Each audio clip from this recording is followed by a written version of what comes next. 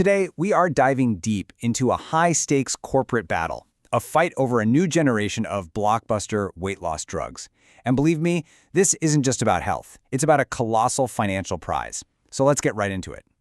First things first, let's just try to wrap our heads around this number. $180 billion. That's what analysts are predicting the market for these new diabetes and obesity drugs will be worth by 2034. I mean, that is just a mind-boggling figure. This isn't just a market, it's an absolute gold rush, and it's completely reshaping the pharmaceutical world as we know it. Now, you might think this is all just a straightforward fight, right? Whoever has the better drug wins. But it's not that simple. A recent, really unexpected political deal has just thrown a massive wrench into the works, and it's changed the rules of the game for the two biggest players overnight. So here's what went down on November 6th. In a move that honestly surprised a lot of people, the Trump administration brokered a deal with both Eli Lilly and Novo Nordisk. The trade-off was this. In exchange for better access to Medicare patients and a break on tariffs, both companies agreed to lower their prices. And this is huge, because it's the first time we're really seeing political pressure become a direct, powerful force shaping this multi-billion-dollar market. Okay, so with that political bombshell setting the stage, let's pull back and look at the real prize these companies are fighting tooth and nail for. So what exactly are these breakthrough drugs? Well, they're part of a class called GLP-1 therapies. The simplest way to think about it is that they basically mimic a hormone that's already in your gut. This hormone sends a signal to your brain that says, hey, you're full, and it also helps control your blood sugar. It's this one single scientific advance that is fueling this entire incredibly profitable new market. And here's where you can see where the real money is. The diabetes market, sure, it's huge, $60 billion. But look at this. The market for treating obesity and overweight individuals is projected to be double that, a staggering $120 billion. That, right there, is the heart of this corporate showdown. At the center of this whole conflict are two pharmaceutical giants. It's a classic story, really, the incumbents versus the challenger. It's a fight for dominance that's absolutely going to define the next decade of medicine. First up, you've got Novo Nordisk. You can think of them as the trailblazers. They essentially created this market from scratch. They were the first ones to get a GLP-1 drug approved specifically for obesity. They literally wrote the first chapter of this story. But breathing right down their necks is the challenger, Eli Lilly. And they didn't just show up to the party. They came in swinging with drugs like Mounjaro and Zepbound, which, in clinical trials, actually showed even better results. And ever since, they have been on a relentless and, frankly, very successful mission to steal market share.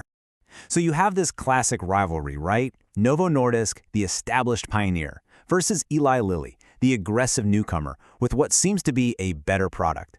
But here's the real kicker. Analysts are now predicting that Lilly won't just catch up. They think they will eventually control over half of this entire $180 billion market. So, with a prediction like that hanging in the air, who is actually winning this war? Let's turn to the experts at Morningstar to see what they have to say about this battle, and maybe more importantly, what it all means for these companies' stocks.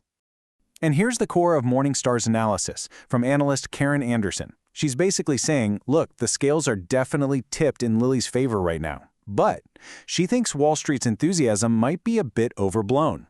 She argues that right now, investors are overvaluing Lilly and really underestimating Novo Nordisk's resilience and its long-term potential. And when you look at the actual numbers, the story gets really fascinating. Despite all of Lilly's momentum and its superior drugs, Morningstar rates its stock as overvalued. Meanwhile, they see the pioneer, Novo Nordisk, as undervalued.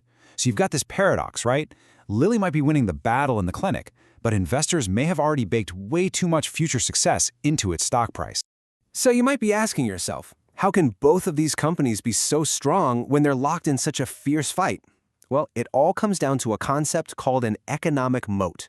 It's exactly what it sounds like. Think of a moat around a castle. It's what protects a company's profits from competitors. And here's the key. Analysts give both Lilly and Novo a wide moat rating. That means they have these powerful, long-term advantages, like patents and supply chains, that are incredibly hard for anyone else to overcome. So for Lilly, what's the best-case scenario and what are the biggest risks? Well, the optimists, the bulls, they're pointing to its incredible industry-leading growth and a really deep pipeline of future drugs. But the pessimists, the bears, they see some storm clouds on the horizon. New competitors are coming, Lilly's own new drugs could end up stealing sales from its current ones, and there's a ton of uncertainty around its much-hyped Alzheimer's drug. But let me tell you, this battle is far from over.